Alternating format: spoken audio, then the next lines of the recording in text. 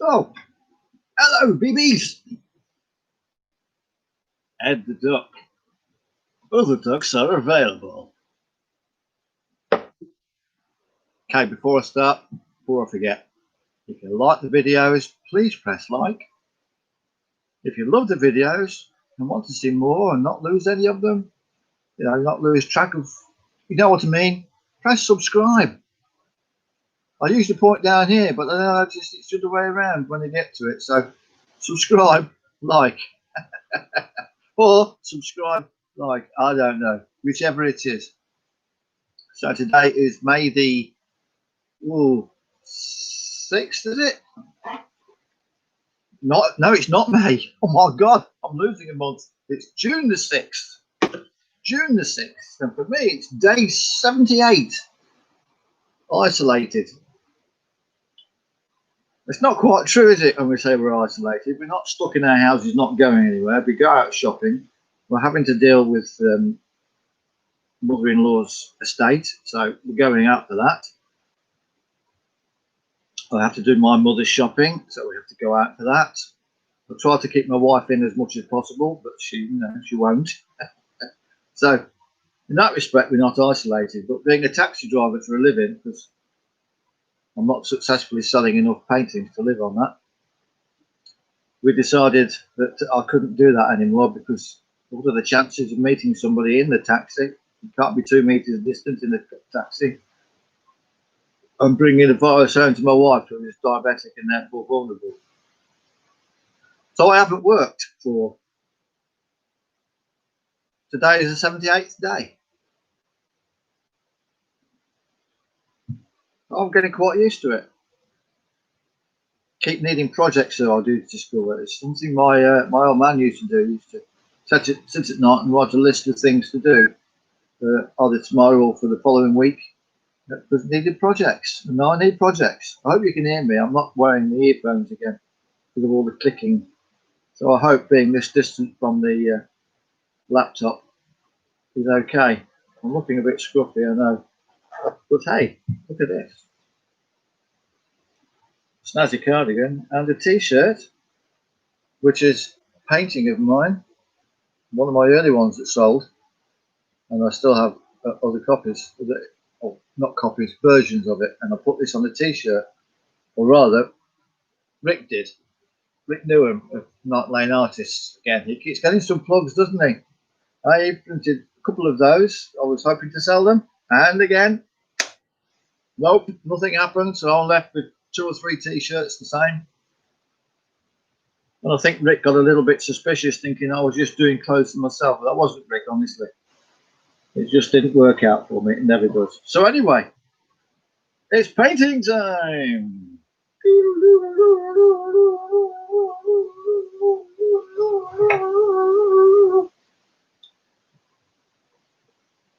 This comprises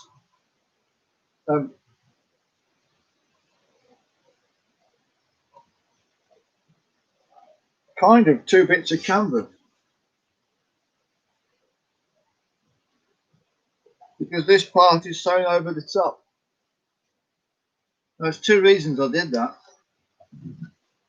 One being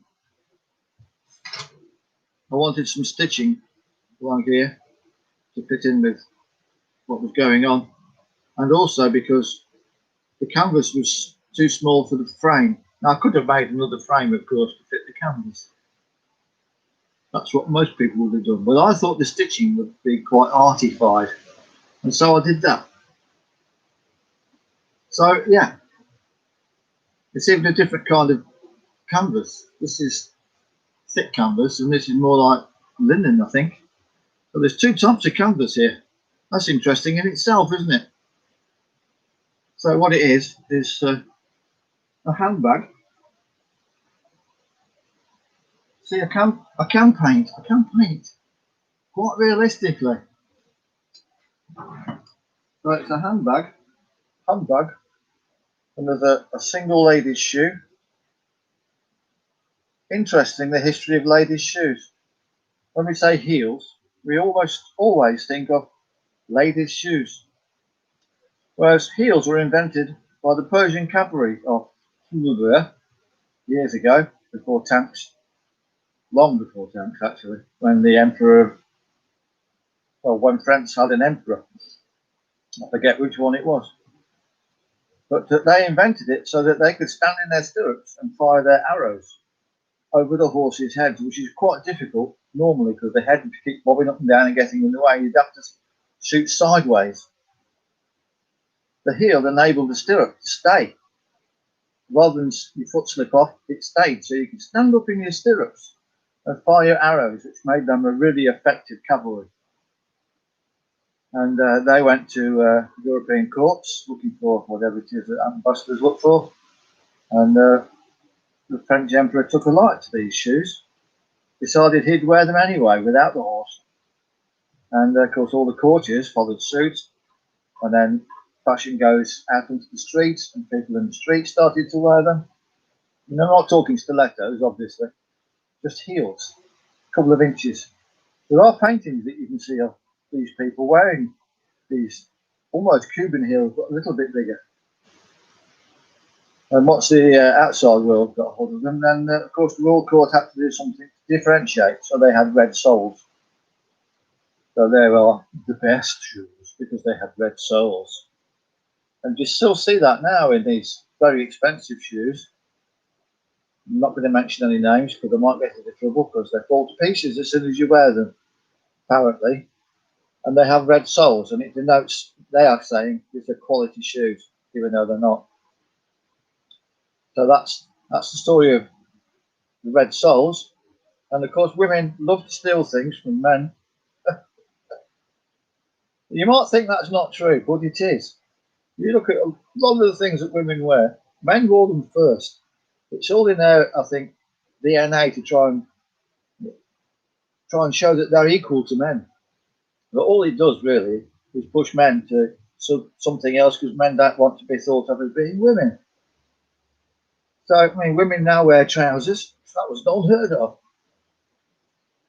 And now women wear trousers like every day. It's okay, no problem. And men are now left with this trouble. And what do?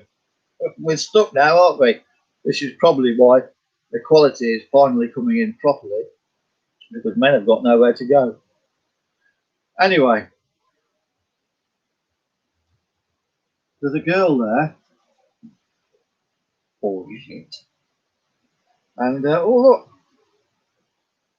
she's in a box of dots. The dots come in again. The stitching goes down the shoe because that's telling a story, like, is it, isn't it? Half and half. Do I need to go into it? I've just gone into it. I'm going into it again.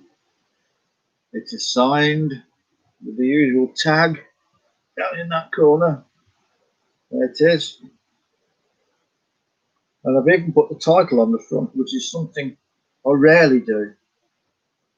But I just thought it fitted somehow. 0218 is the title. There's no other title, there's no words for it. It's just 0218. It's 61 by 61 centimetres, which is a bit of a weird size, isn't it? You think it would be 60. I might have measured it wrong. It's priced as 60 by 60 because that just makes sense. But there you go. 0218. It's on the website. It will shortly be on my Shopify shop. Shop address being stevie-art-emporium.shopify.com. I think that's right. Oh, it's such a long address. Anyway, there we go for today.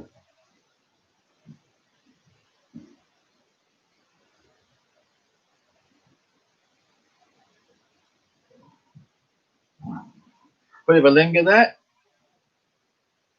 I think that's a really, really well painted back. See, I'm really good. Why do I ever doubt myself?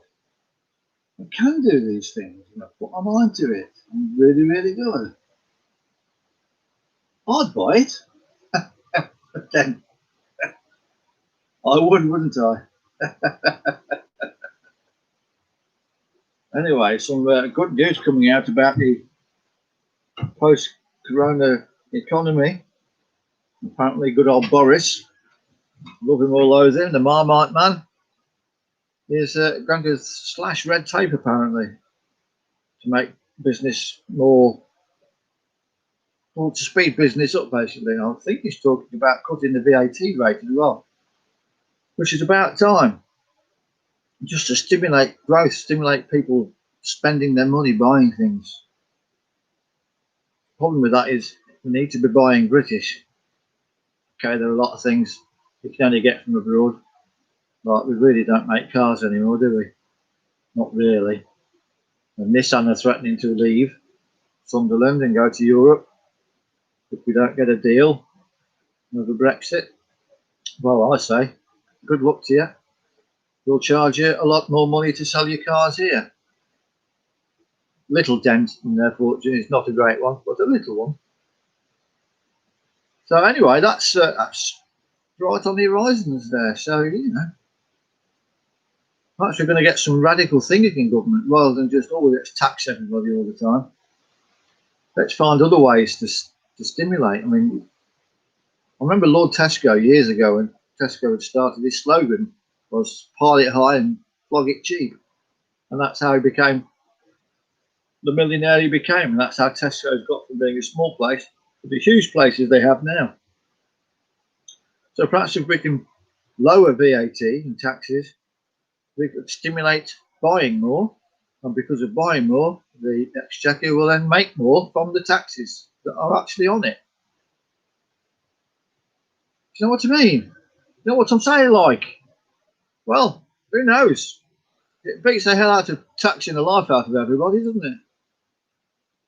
Of course, it doesn't add any help to the planetary situation because the more you make, the more you sell, but the more you destroy the planet by getting the materials in the first place to make the things that you need to sell. It's a vicious circle.